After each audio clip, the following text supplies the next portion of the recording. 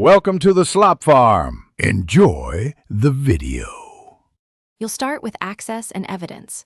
Open Search Console, go to Coverage, and find the 404 entries listed as Not Found.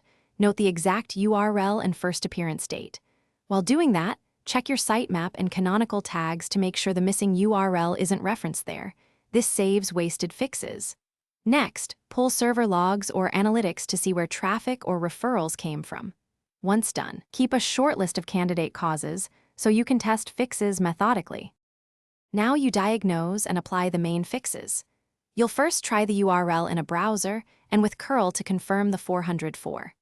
If the page was moved, create a 301 redirect to the new location and update internal links.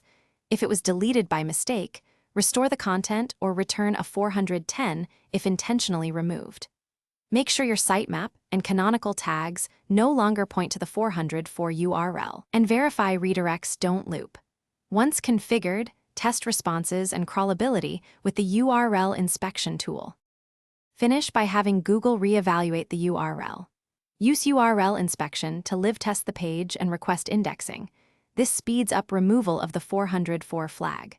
Make sure Search Console's coverage reflects the change within 24 to 72 hours, and keep monitoring referral sources for repeats. If the 404 persists, check server rewrite rules, CDN or cache layers, authentication, and robots or noindex directives. Those often block crawling.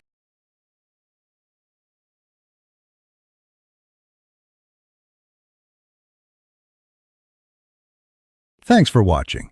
Consider subscribing if we helped you today.